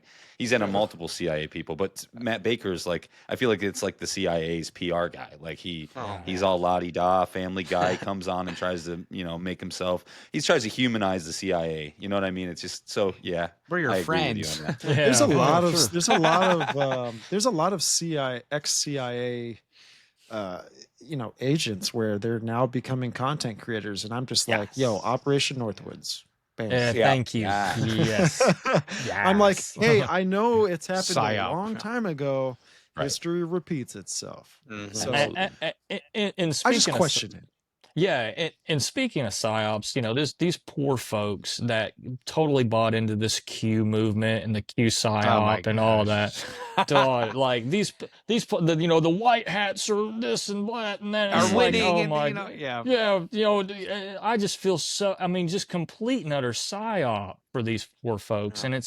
and and we are seeing it out in full frontal as as Trump says, like, oh no, the Epstein list does. It's like he's literally telling you he's compromised. Like he's telling you right Yeah. now, and they Right then and can't there. believe it. They cannot believe it. It's just Yeah. such. We're seeing cognitive dissonance in such full swing, both sides of the aisle right Yep. now. Oh Yep. yeah. Yep. So, Travis, I had a question, man, pertaining to, the history with your dad and everything. Is there anything else that he's ever experienced while on the Oh. trail of the Bigfoot? Yes. So, Dad, one of the big things that happened while he was procuring and getting in these hair traps that he was helping collect DNA for the Sasquatch So, DNA study. real quick, I don't mean to Yeah. cut you off, but Please. hair traps. Just describe that for us. What kind of Yeah, tactic so is that? this is how we get Bigfoot DNA. You can't just get Bigfoot DNA from hair follicles. Unfortunately, it doesn't yield DNA very well. You have to have, or excuse me, from just hair strands, you have to have hair follicles. Well, how in the world are you going to get Bigfoot hair follicles? Well, they We came gonna up need with more this. wax. That's right. Yes. So what they did was they put packing tape around a tree backwards, outside out. They would get Smart. they would get what the Bigfoot, Dad liked, he knew they liked, like peanut butter, bacon grease, stuff like that. And they Sounds would go, American. yes, and they would go and they would lick it. They would do that, and it would come and it would rip the hair out of the follicles. So voila, you have Bigfoot hair. Okay. He did this several times in several places. He did this in the national park. He did this down at Baker's Creek. And he did this at his house. When they were visiting his house, they would step over the fence and they would leave this footprint in this same area. So Dad did the packing tape around that and literally got hair, Bigfoot short hairs. And it Dang. matched. It was the mitochondrial DNA human, a nuclear DNA unknown. So for those that say that they don't follow you home, there's DNA evidence that they do. So, but that is how they got those hair traps. They also got tongue stuff. They also got saliva. And it's like, how in the world do you get saliva? Well, Dad knew that they have certain treats. They liked Snickers bars. And here's what they would do. Instead of unwrapping the Snickers bars, they'd take the Snickers bar, bite it in half, chew it up in their mouth, and spit out the half of the wrapper. Voila, What? Bigfoot saliva. And it yielded Bigfoot saliva. Dude, that's crazy. So there's your so that's how they got all that. So while they're coming up with these ways to procure it, and they also, had one that liked honey, and what they did is they put honey on a thing and it licked, and they put sandpaper and it licked the sandpaper so that you got tongue follicles. So there's there's so much DNA that they got, it's not even funny. Like, I'm telling you, it's not even funny. There's I've got list of samples of how they got it and all that in this book. And sorry, my dog is here with me. But so he's out. But to get back to the other things that he saw, he's out there setting up those hair traps, doing that, and he runs across this thing where he's looking at it, and he carries what's known as a back trail camera. He helped procure that method of research. A back trail camera is, instead of a camera facing forward, it's a camera facing behind you, because the theory is they're going to look, they're going to see you come down. They're not going to go out. They're going to let you walk past, and they're going to peek their head out. That has been Dad's biggest catches, the white Bigfoot, all that. But he caught what he believed is a Dogman on camera. And he went back down to the place where he found it and all that, and he had a face-to-face encounter with the dog man. Jumped up on a tree. So check this out. So the thing jumped up on a tree. He's out there and he's freaking out because it's like, okay, I know this Bigfoot thing exists. I don't know this Dogman thing. This is not cool, not relating, all that. And man, Taylor, you'll like this. So Dad was really poor at the time, and Dad carried a High Point 40. So do not laugh at him. So High Point, the Jam-O-Matic. Yeah. yes, Yeah. the Chinese, yep. No, it was bad. But Dad is also hilarious.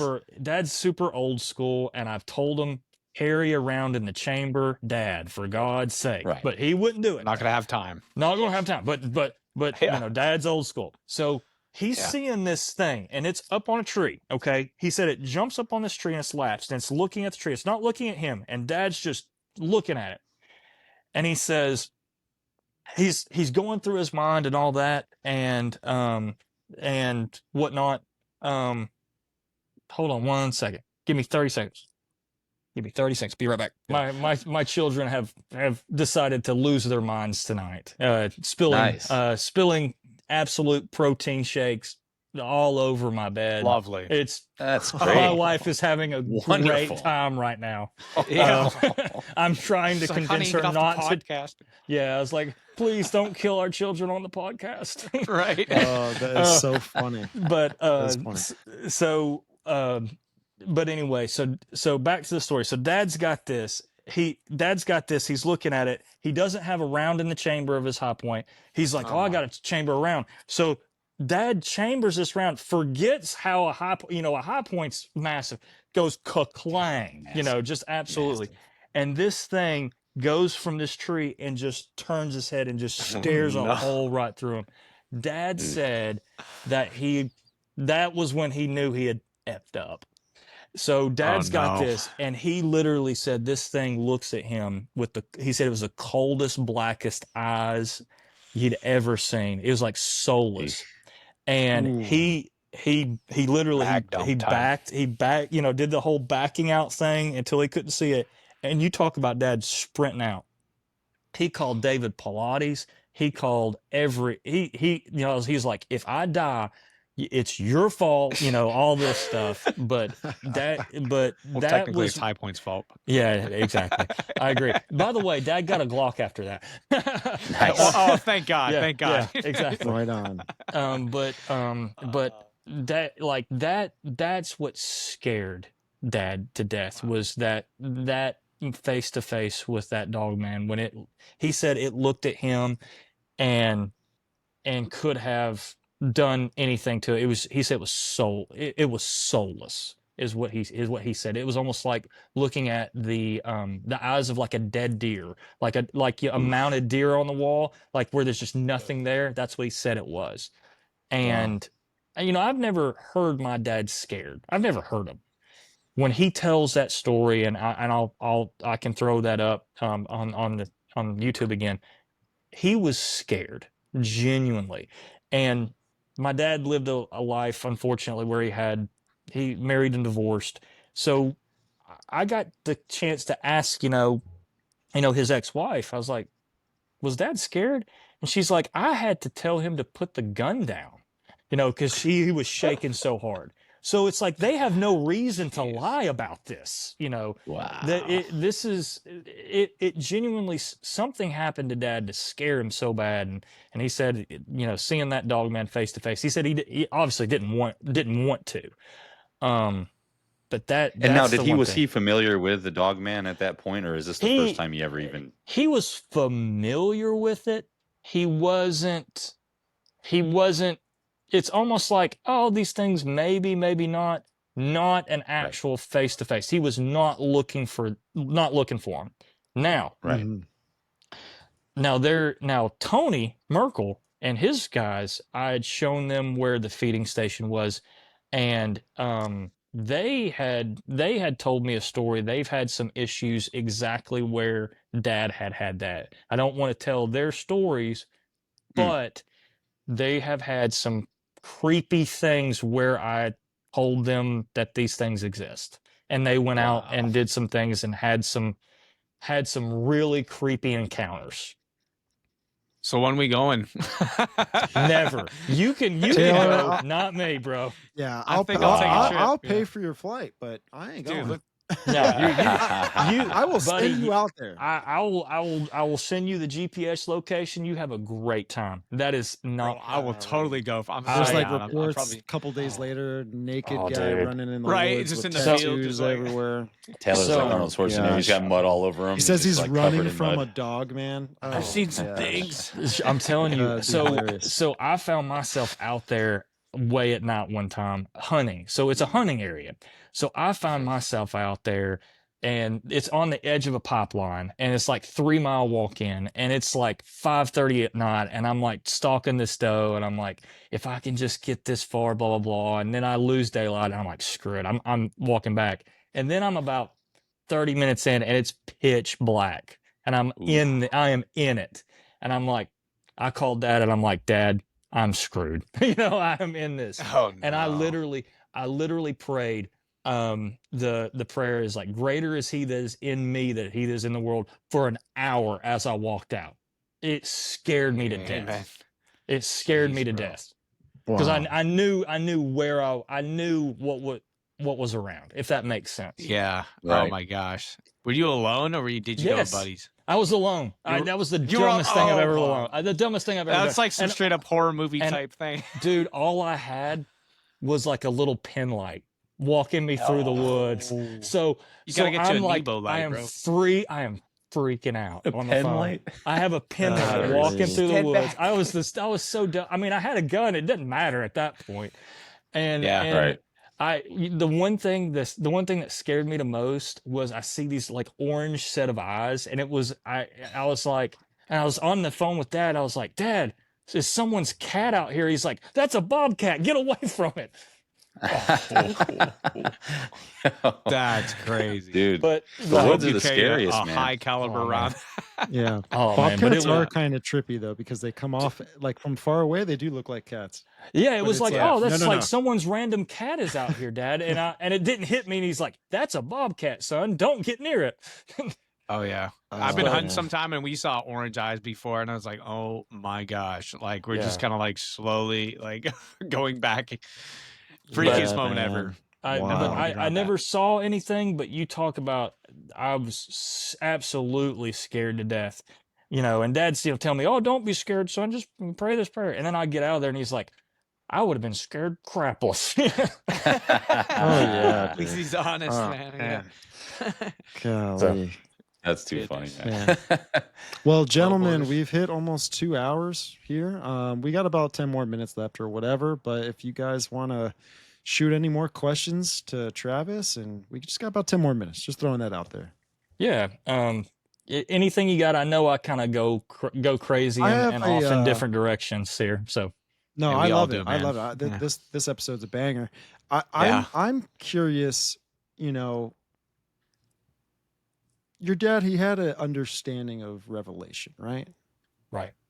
Right. So I always think, what is this phenomenon and how does it play into revelation? Right. We know the fallen angels play into it. All of this. I wanted to get your perspective on that. Yeah. So here's my perspective on this. Okay.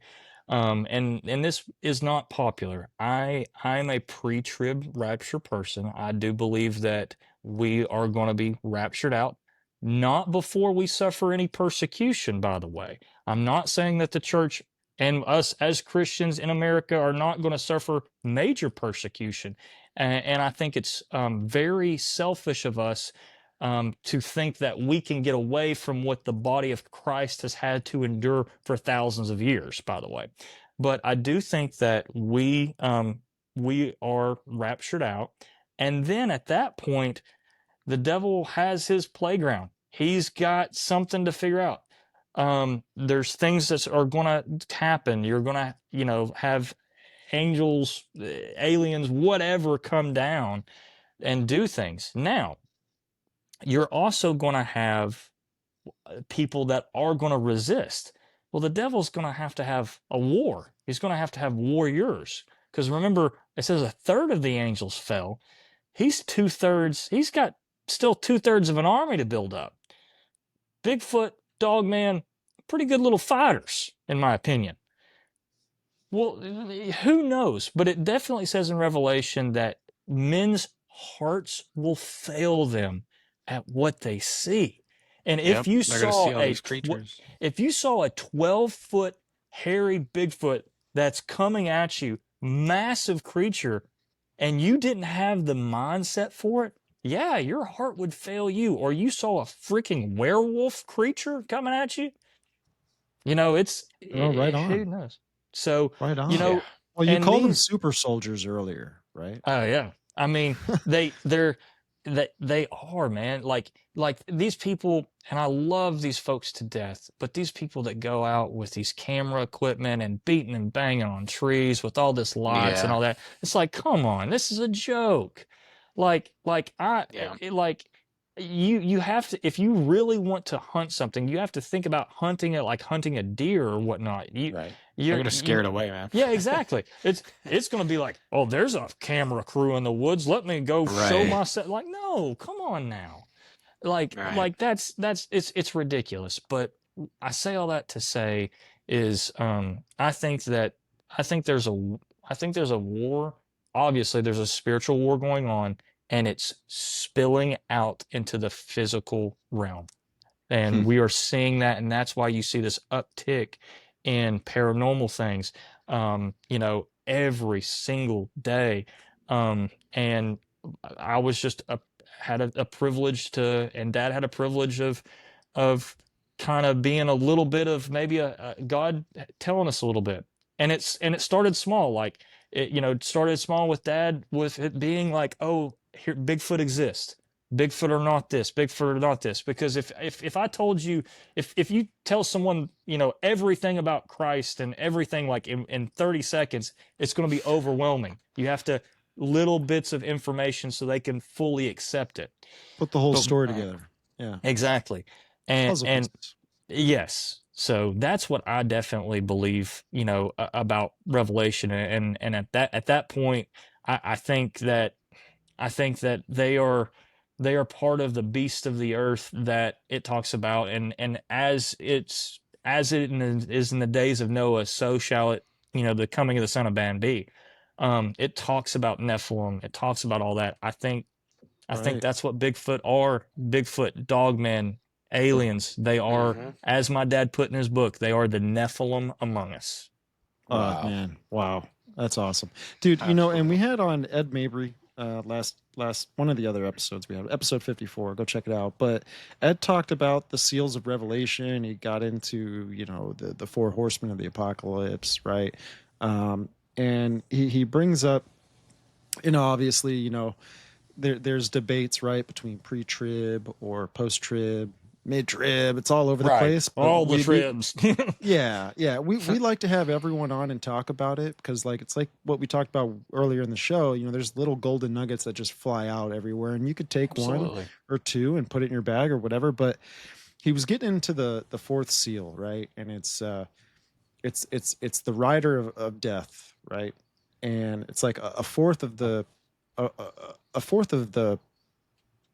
Right, it's the planet, Right, right? it's a pale horse, and behind him is, yes, what comes behind him is death, and the fourth, Right. yes, a fourth dies. So it's like a mass killing, right? Yes. And there are these things going on. I'm wondering if this phenomenon, along with everything else playing into it, is this are these things going to be released?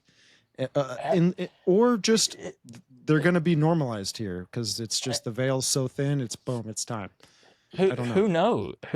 It definitely could be, because who knows? Because it definitely talks about Gog and Magog, and if you do your research on that, that is a leader of a spiritual being, and those the locusts that come out of the pit, we know are not necessarily actual locusts. They're something else, and these stingers that hurt people for 6 months, and this Crazy. this is crazy talk. This is, we can't comprehend that. And we're in the paranormal world. I absolutely think that Bigfoot, Sasquatch, that these could be related or part of part of that end time army that I believe that Satan is going to bring upon, because whatever army that amasses is going to look at God and want to fight and say, yeah, we'll take you on, which blows my mind, by the way. It takes more faith to be one of that than, it's just blind faith that you think you can possibly defeat Lord God Almighty. Yeah. Like, it says in pride is just Psalms, like- it says in Psalms 2 is like, God laughs at them. I would too. Yeah. Right. Yeah, Right. it's wild. And These Satanists think they can get away with it, and it's just like, it's funny. They're just gonna get their butt beat. Man.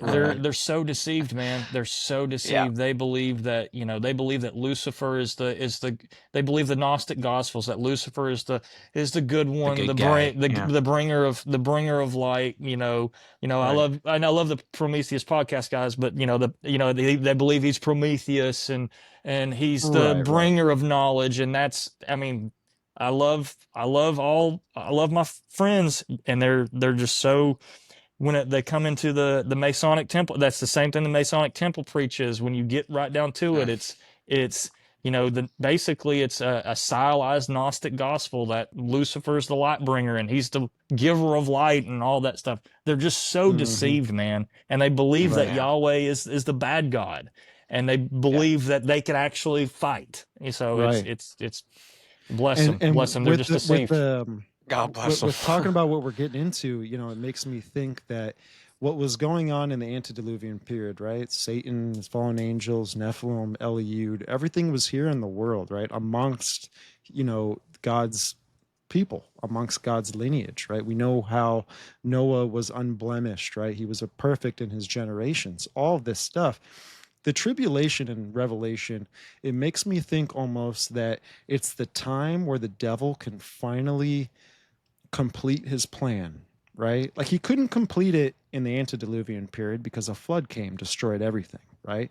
But it's like almost where he's going to just circle back around to that agenda and try to kill off the bloodline, or absolutely, or just persecute the Christians, because now we are kind of part of that bloodline, right? We are there. It's either one of two things. If Christians are, if there's a pre-trib rapture, and then basically Genesis or Revelation chapter 4 on is basically for the Jews, then he's still trying to destroy the Jewish bloodline. He's still trying to destroy that. If we're in it and we don't get raptured out, and chapter 4 through 20 is, Christians are still in and all that, then, buddy, Katie barred the door on that thing. It's we're all gonna die, like, at that point. I'm just being real with you. It's like in the movie Predator, the one guy who is a part of the platoon, right? Arnold's the main guy, but there's a guy called Billy, and he's like Indian, right? He's tribal. He's got these instincts, and he was raised in this culture where he can track and sense things. And Arnold looks at Billy and he goes, Billy, what is it? What do you see? And he's like, I don't know, Major, but we're all gonna die. Yeah. That's like I'm telling you, like, these people. If it bleeds, we can kill it. Yeah. Right on, dude. That's it the is. armor and the spirit we need if this does take place in our reality, in our lifetime. Attack, baby. Yeah, right. Like, hey, and to be honest with you, before Dad passed, he said many times, Dad got to the point where he almost knew his time was drawing short, and he would be like, I'm ready to. All right, we're back with some technical difficulties, but we are back. That's right. And go ahead, Travis. Start off where you left off. So Dad, before, like, as he was getting closer to the end, like before he had his brain aneurysm and passed away, like, he was getting to the point where he was kind of calling these entities out. He was calling these creatures out. He's calling government entities out. He was like, hey man, the people that are watching me and all this, I'm ready for you. Come get me. All this. And he called them out, and he kind of had that brazen attitude, and I kind of like that. You know, it's like he knew that they could not hurt him unless God allowed it, and God allowed that hedge of protection to come about. He had a brain aneurysm, and he's with the Lord, and I 100% know that. Why? I genuinely believe to, again, get my butt off the sideline and say, I have to be in this realm now. I can't ignore my calling to preach the word. Right on. I've been scared. I'm not good enough. I am not worthy. I am not anything. And God's like, I'm gonna take your dad away, and you ain't got no choice now, big dog. So that's where I'm at with it. Hey, Wow. bro, you're doing a good job, man. Thanks, You man. are, doing a man. good You job. are. I don't You know have if a I le- earned it. I'm There's a just here. legacy. Yeah. God's got your back, bro. You're here, man, and we don't really know why we're exactly here. But when we look back on our lives and we see the chess game played out, there's a lot of confirmation, a lot of wisdom taken out of that. You learn a lot, and you're like, wow, even though we're thinking in the now and we're not sure, there's a future ahead of us to where we can look back and see everything played out how God, had it paved to be, right? So, but Travis, brother, I thank you for coming on. What a show, man. I feel like we can dig into so many more topics, which I'd love to have you on the show in the future, and we'll link up again. Real quick for the audience, where they can find your content and portals and all that. Yeah, would love to. Please find me. You can find just regular stuff, non-paranormal, just the T-Carp channel where I go outside and do prepping and all that stuff. If you want to do the paranormal, the Bigfoot, you can find me at the Sasquatch Awareness channel and the Scott Carpenter YouTube channel. You can just Google those and find me where I'm there. Find me on Twitter, Instagram, Facebook. T-Carp 1616 or T-Carp Outdoors. Just Google that, you'll find me. And Right on, man. Right on. And if they want to, if you guys want to find the books that say it 1,000 times better than I do, you can buy these on Amazon. I think Dad has those. Those are the best place to get them and to get them shipped to you. I think they are like $15-20. But look up anything by Scott Carpenter. The Truth Denied, The Nephilim Among Us is what I would recommend. And then the Sasquatch Awareness Project. Those are 3 books. If you have those, you're good to go, in my opinion, with Dad's research. Right on, man. And I'll link all those. Thank you. I'll put all those links in the description below for the audience. And I deeply appreciate you for coming on, man. Absolutely. How we kind of end our episodes is Taylor. He prays us out. He's got a lot of spiritual force against all this dark matter that's out there. I love it. Sling it away, Taylor. All right, Father God, in the name of Jesus, I just plead the blood of Jesus Christ over all of our viewers watching this, as well as all of us on here. I just pray that you continue to protect us, to guide us, to lead us into truth, and to expose the lies and just expose this realm, Father God. We live in a spiritual world, and so much of the time, people just don't really recognize that, and we just want to show your light, Father God, to the world, the truth, which is you, Jesus Christ. And we just, we want to make an impact for you, Father God. I just, pray that we can do what you want us to do in this crazy world of lies. And I just give you honor and glory and praise. And in Jesus Christ, I pray. Amen. Amen, brother. Amen. Folks, Thank if you you've guys so stayed much with us this long. Oh, yeah, dude. Yeah, man. Absolutely, man. And thank you to all the folks that watched through all this, dealt with all this. We're real people.